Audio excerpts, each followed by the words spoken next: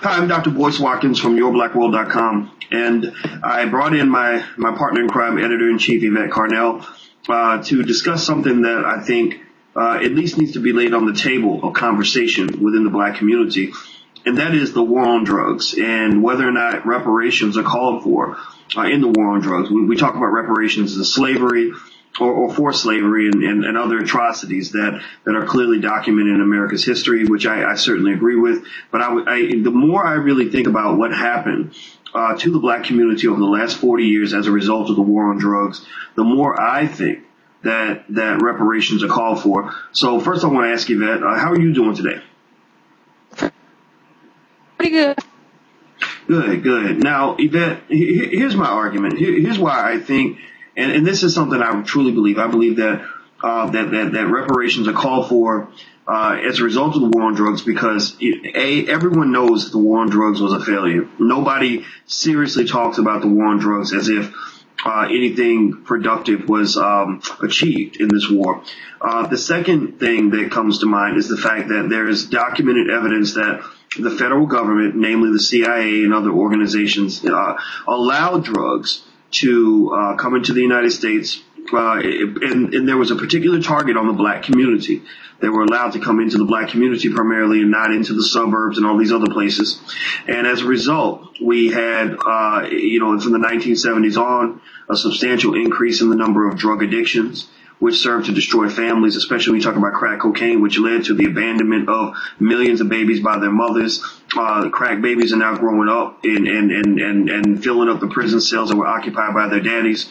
In addition to the addicts, you had the violence because where there were drugs, there were guns, and the guns were being brought in from other countries that had an interest in securing the drug trade. You had situations where I have numerous law enforcement officials who confirmed to me very clearly that there was no incentive to go catch the big fish, meaning that there wasn't an incentive to stop the drugs from getting into the black community.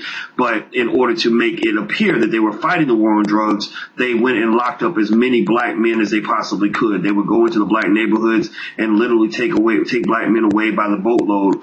So as a result, many of these men received extraordinary prison sentences. We had the crack to powder disparity, which lasted for a very long time, where you got a sentence that was 100 times longer for the possession of crack cocaine than you did for powder. As a result, there are men who are literally, to some extent, you can almost argue that they're like prisoners of war who have received multiple life sentences for the possession of crack cocaine. As a result, their children have grown up without their fathers, and the community has been absolutely devastated. There are communities to this day that have not yet recovered from what happened during the failed war on drugs. Now, I think reparations are called for in this situation. I want to hear what your take is on this and how you kind of assess a lot of what's happened to our community over the last 40 years, particularly as it pertains to the war on drugs and all this other stuff. Well, I have two main thoughts. I have two main thoughts on that. The first thing I say, and I know I'm going to take a lot of grief for this, but the first thing I would say is if you're going to charge the federal government, the CIA, you're going to say you want reparations from the federal government for actually infusing crack into inner city neighborhoods, which they did. That's pretty much common knowledge.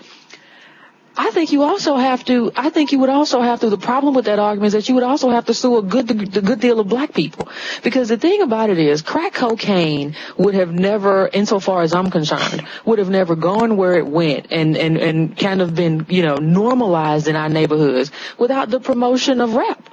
You have a whole industry that promotes crack cocaine still as a way of making your money and getting out the ghetto or doing whatever you do. And so it seems to me that if there had been a good modicum of resistance to crack in your neighborhood, it still would have done detrimental things because it's a narcotic, it's an addictive drug. It still would have taken out families, no doubt about it.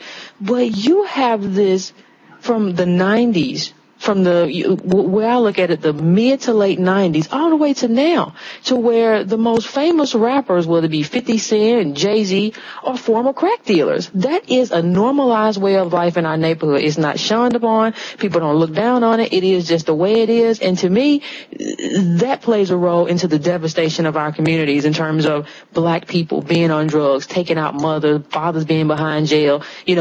Chris Rock had a bit a long time ago about when you get out of jail in the black community, community is a bigger thing than if you went to college. That's our stuff. That's our dirty laundry that we have to take care of, and that doesn't have anything to do with the CIA. The second thing I say is, let's just remember the whole crack and powder cocaine disparity. Part of that had to do with the Congressional Black Caucus. That was partly black people saying, hey, this crack is devastating our communities. We need to do more in terms of holding them accountable. That's what you call unintended consequences. So when I look at it, yeah, I see that. I see exactly what you're saying, but I also see a third thing, which I saw in the Trayvon Martin case. There have been a lot of black people killed because they were black. There was a New York Times article just this past week of about two brothers who were sleeping in a house with two young white ladies. They were 18, and I think the brother was like 19 or 22 or whatever the case may be. But the grandfather comes out the room, finds these black guys with one girl that he raised like a daughter and another girl, and they were having sex, and he kills one of them and shoots at the other one. So one brother's dead just because he was having sex with the white girl. But that's not the case. That's not the case that people are going to put on the forefront. Just like, Rosa Parks wasn't the first one to not give up her seat on the bus. It's going to have to be a perfect case. And I think the perfect case we had with Trayvon Martin was because he was this young guy. He didn't have anything but Skittles and iced tea on him. And in the black community now, the perfect case we have is slavery. There's no case that's more black and white than slavery, and we still can't get reparations on that. So I just think in terms of practicality, in terms of, the other embedded issues, I just think it's a non-starter. Interesting. Well, the practicality thing, I definitely have to agree with you on that. I think that when you talk about reparations for slavery, I think it's clear that there was a wrong committed, a series of wrongs that have devastated our community to this day. The government does not want to take responsibility for what happened. They want to assume that because we've stopped raping and pillaging and robbing you, that's as if we never did it in the first place. Almost like going to court and saying, Your Honor, I promise I'll never commit the crime again, and having the judge say, okay, well, all is forgiven. Have a good life. Well, things don't work out that way, so I agree with you 100% on that. Now, when you talk about hip hop, and here's where it gets kind of interesting. I am a student and a continuous growing student of hip hop and hip hop culture. When I debated Michael Eric Dyson, and I was very hard on rapper accountability in terms of the messages that rappers are sending our kids, I didn't come with that message from a position of hatred. I have a lot of respect for the talent of these artists, and also I try to understand very clearly as a black man where they're coming from. And here's where I'm going to defend what's happened in hip hop. Not to say it's defendable, not to say it's acceptable, but here's the deal. If you look at the history of hip hop, the conversation about glorifying violence and glorifying the drug trade did not start until NWA in the late 1980s. Now, artists tend to rap about what's happening in their environment. They tend to rap about their story, their experience. Well, if you listen to NWA's music very carefully, which is really the seminal, that's the core of everything that's sprung up to this day, they were talking about being gangbangers in L.A., selling drugs to survive, carrying your machine gun and killing that dude down the street because he made you mad. Well, that environment had been created with the crack epidemic in the 1980s. If the CIA had never allowed crack cocaine to infiltrate South Central Los Angeles with all the weapons that came in, they would have been rapping about something else. They were rapping about what they were forced to live as a reality of young black men in America. Think about that. You're 17 years old. So this crack cocaine thing started when you're like in elementary school. So you think that that's the way it's supposed to be. But the thing is that somebody made a decision to create a reality that led to the creation of music that is a reflection of that reality. It's almost like if I create a cage, if I'm Michael Vick and I have these pit bulls I want them to become, killers, and I create a cage where I lock them all in there and starve them to death and make them fight each other to the death in order to get food. Well, guess what? All that dog knows is how to kill. Because I've created the environment that's led to a war zone for that dog. South Central Los Angeles, and this is just a microcosm of what happened all over the country with crack. South Central Los Angeles became a war zone, so those children were basically child soldiers in a war zone. So you're not going to have anything other than dysfunctional music coming out of that kind of environment. So while I think that, and this is where we certainly are definitely on the same page, is that hip hop needs to turn the corner. Hip hop needs to become more self-aware to understand, the impact of its actions and the music that we're giving our kids and what we're teaching our kids in terms of telling black men how to destroy themselves. But when you look at that core of where that music came from, it came from the environment which was created by somebody else. And if the CIA had not allowed that crack cocaine to infiltrate the black community and all those weapons, the whole story, the whole paradigm would have been entirely different. Do you not agree? Oh, definitely would have been different. But here's a caveat I'll make. When you look at hip-hop, there's a difference between hip-hop artists. You have a lot of hip-hop artists who came of age in the crack era, who describe what they lived and describe the junkies that they saw, and you used to call them, geek monsters and all that. You have a lot of hip-hop artists that do that. But here's the caveat I make. There's a difference between describing your life and all of its vileness and all of its depravity and kind of encouraging that as a normal way to do business. That's the distinction I make. There are a lot of people who grow up in that crack era who described it. There are a lot of hip hop artists who still describe what goes on in the hood in terms of just like Mobb Deep and other people, and even Mos Def, who still describe what happens there without going so far as to encourage that behavior in other people. And that's an issue that I take up with black people post the mid 1980s. Back in the 50s and 60s, you didn't have that critical mass of black people who played into their own destruction. You kind of got, this is how it works. This is how things work. This is how I avoid it. This is what I have to do in my life not to play into it. Doesn't mean that's not going to happen. Racism is going to still happen. The crack era was going to still happen. But you look at it, and for 15, 20 years, we have this thing where, okay, crack is here, so, I got to get my money too, so I got to sell it. I don't think that part of the conversation was necessary. Now, I understand maybe you can't get anything else. Maybe life is going to be hard. Maybe life is even going to be so hard that you perish. But the idea that the only way to move forward in your life is to sell something that destroys people that look like you is just beyond the pale for me. So I can see and I concede that you would have to tell that story. That's part of the job of an artist. You have to tell the story of where you come from, and you have to tell a true story. But I do kind of feel like they should have pivoted a long time ago. Not that they should have pivoted, now in 2012. I think once you realize that, yeah, I'm selling poison to people, and I understand that life is hard for me, but not only is it hard for me in the sense that I feel like I'm being forced into a corner, but life is even harder when you're doing 50 in Rikers. So I think you have to look at just the impact of it all. And I don't think that's something that we do very well anymore.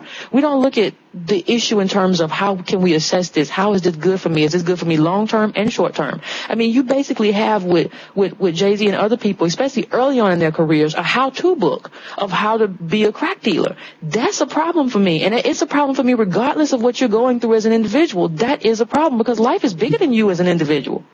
Right, and I agree with you 100% on that. And I think that what we have to do is make sure we separate the issues here. Because, look, here's the deal.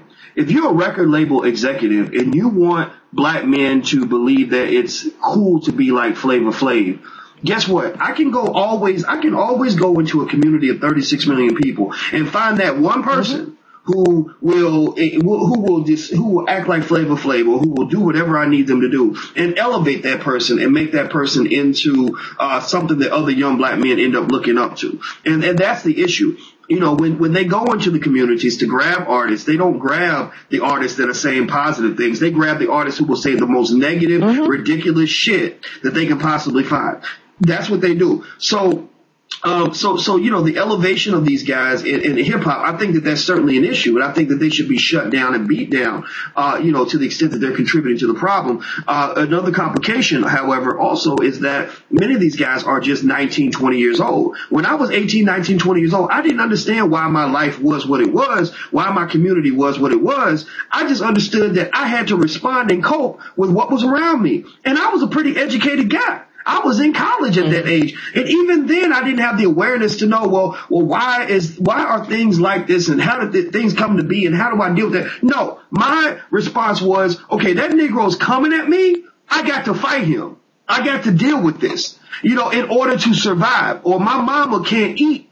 I need to find a way to feed my mama. Now, fortunately, I didn't have to go slinging crack and all that stuff. But the thing is, I can understand directly how a young, uneducated black man might feel when he feels he has no other options. There's no community centers, no educational system, no job opportunities, nothing for him to do. So he gets involved in violence or drug-related activity or whatever, because at that point anyway, the idea of even living beyond the age of 22 is a fantasy. He doesn't think he's going to live that long. Again, the mindset of a child soldier. You have grown up in a situation where you were 11 years old watching your friends get murdered over little things. So you don't even think you're going to live that long. So why should you think about the future and the bigger picture and how to progress and all that? That's very difficult for a lot of people to do. Now, what I will say is, when you talk about this, we can certainly talk about the reactions. We can certainly talk about how healthy and unhealthy ways that the community has responded to the epidemic. We certainly can talk about that. And that's a conversation that should continue because we have to hold our people accountable. But I think also we have to go to the core of the epidemic. Where did this environment come from that led to the consequences? It's like if a little girl grows up and becomes a drug addict and a prostitute because her father molested her, do we spend all of our time just talking about the way she's responded to her abuse? Or do we also go to the core and look at where the abuse started and where it came from? So I think that in this case, you're talking about a situation where our dysfunctional reactions are clearly, without question, a reaction to an environment that was created by forces that were kind of beyond our control. Do you agree? I think they were definitely created by forces that were beyond our control. And if I go back to your example of the molesting, father or grandfather who molested the child and dealing with her reactions to it, my basic sentiment would be, if the father is around and can be prosecuted and we see, okay, we can bring a case against this guy, fine.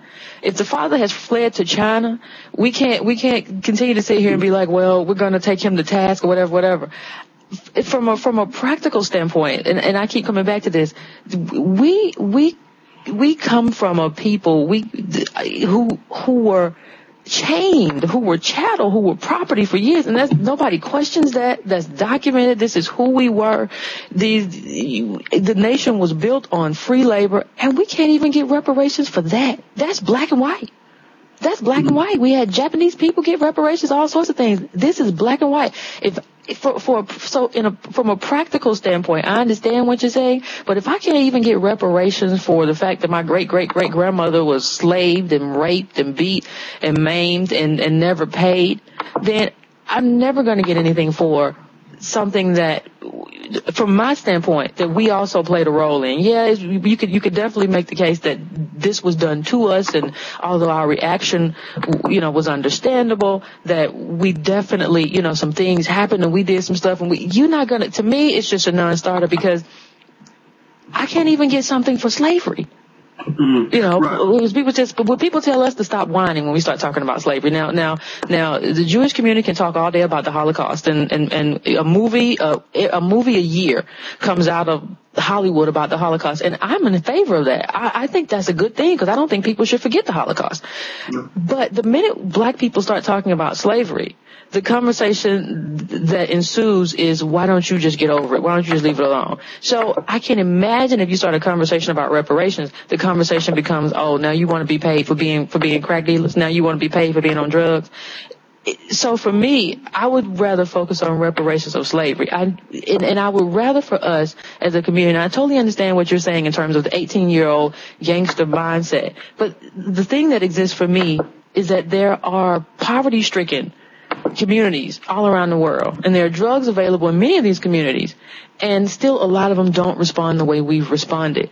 And you live in a world where I think black Americans should understand this country has tried to annihilate you a few times. It's probably not over. You're going to have to respond in a way that makes sense in order to avoid your own collective, our own collective destruction.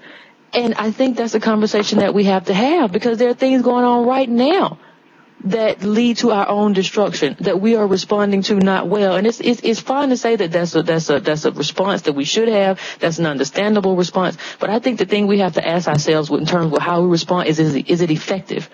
Is it effective? Does it help us dig out of this mess, or does it dig us deeper into the mess that we've been into for about 400 years in this country? Well, and I agree with you. I think the implementation and the inability to implement our strategy in the best way possible has sometimes been an impediment to our goals. What I will say is that certainly calls for a more effective ways to implement our strategy. I think that there are tools available now that we did not have 10, 15 years ago.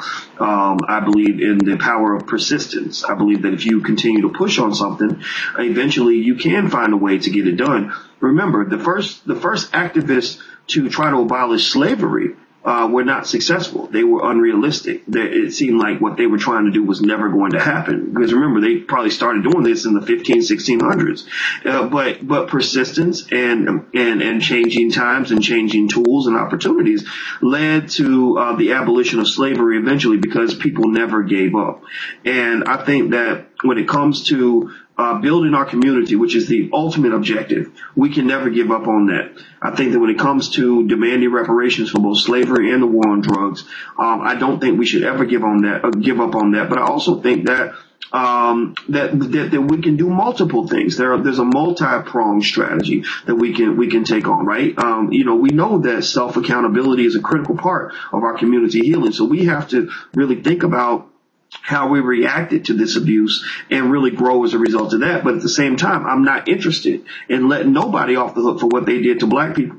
I think that, when you talk about those people who complain and say, oh, well, black people are complaining again, or, oh, you guys want to be rewarded or you guys are looking for a handout. My response to those people is F you. I don't give a damn. If you think I'm the biggest welfare moocher on the planet, I know that I am right, and I'm going to get in your face until you give me what we deserve. Period. Just like when Martin Luther King went to started his poverty tour shortly before he died, he went to D.C. and he flat out said it. He said, we are here to pick up our check.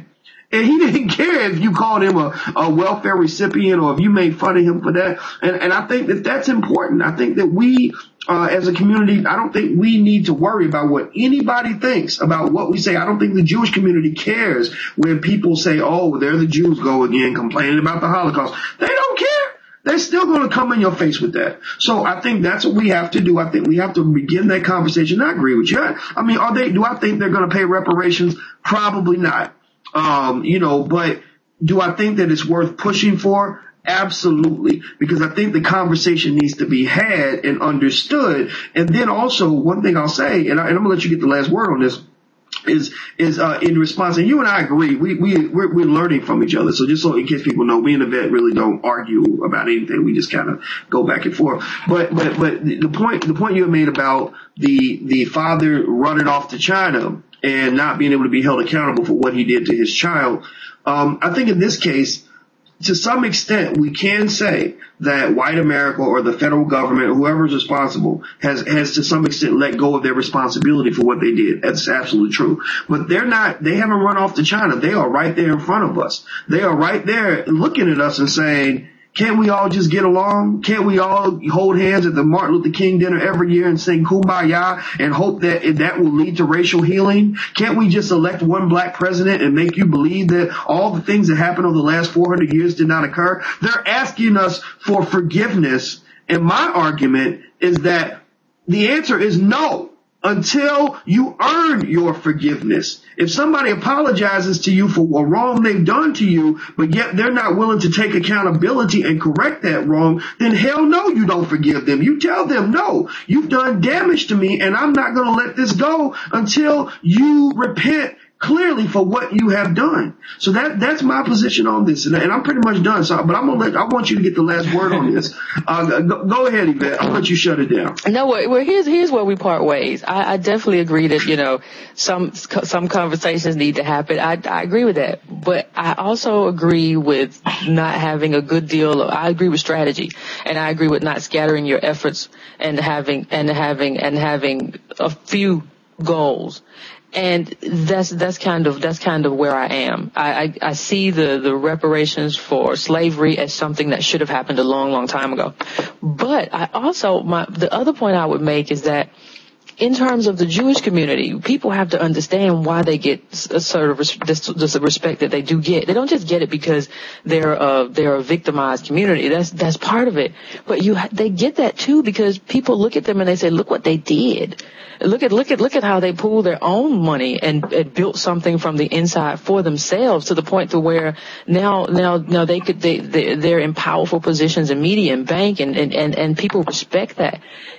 We don't have that same thing. We have a president right now who won't listen to his own people. So we have to move a little bit. I think we have to grow. I think we have to learn a little bit, and then we'll be in a position to actually make demands of people.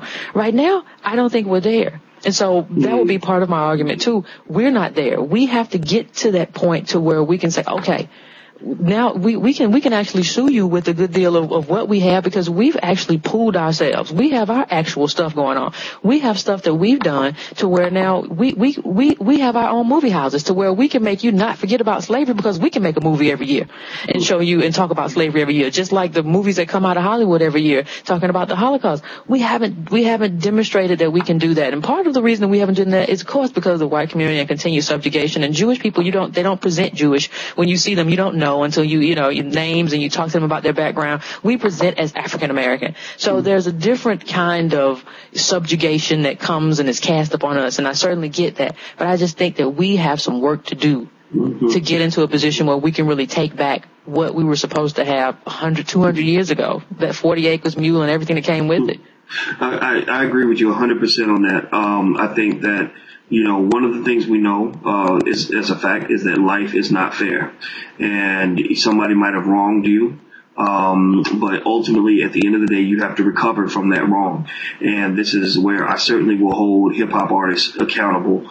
I defended them a few minutes ago, but this is where I'm not going to defend them is, I don't want to hear artists teaching black men and women, young people, how to destroy themselves. When you encourage people to stay high and drunk all the time, to not be educated, to waste all their damn money, to infect themselves and others with STDs at every chance that they get by having sex with every girl in the world and all this other stuff, and disrespecting women, then ultimately you're serving to destroy our community, and you're also teaching our children how to walk right into slavery. In America is a capitalist society.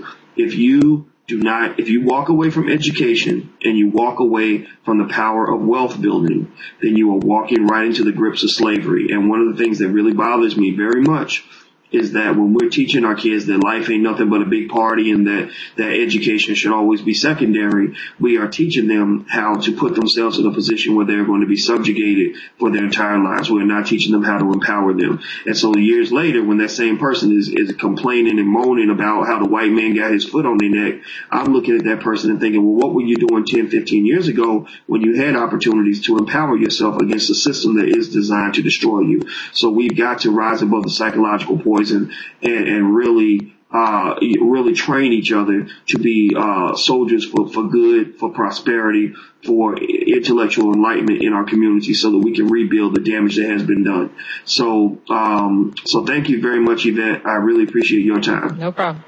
And thank you all for checking us out at yourblackworld.com.